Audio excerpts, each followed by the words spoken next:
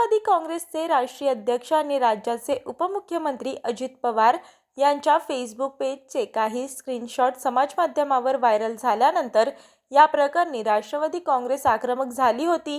Facebook पेजचे खोटे screenshot काढून समाजमाध्यमांवर जाणीवपूर्वक फेक न्यूज पसरवणाऱ्यांवर सायबर क्राईम अंतर्गत गुन्हे नोंद करण्यात यावेत, तसेच संबंधितांवर कडक कायदेशीर कारवाई करण्यात यावी अशी मागणी राष्ट्रवादी काँग्रेसचे प्रदेश सरचिटणीस आणि कोषाध्यक्ष आमदार शिवाजीराव गर्जे यांनी केली।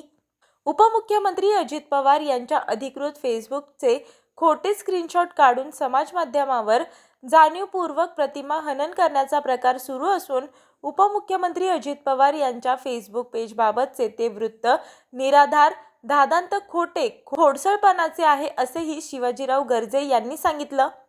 गेल्या 1.5 महिन्यापासून उपमुख्यमंत्री अजित पवार महाराष्ट्राच्या दौऱ्यावर आहेत।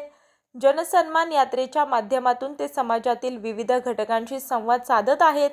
तसेच लाडकी बहीण योजनेसह महायुती सरकारच्या विविध योजनांची माहिती चांद्यापासून बांद्यापर्यंत पोहोचवत आहेत।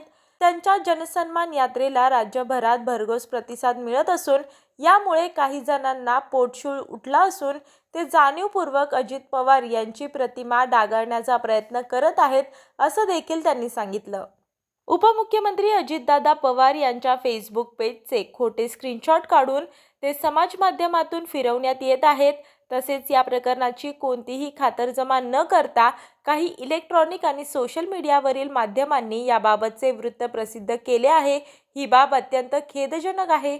माध्यमांनी प्रत्येक गोष्टीची खातरजमा करून वृत्त प्रसिद्ध करणे अपेक्षित होते असेही शिवाजीराव गर्जे यांनी म्हटलं।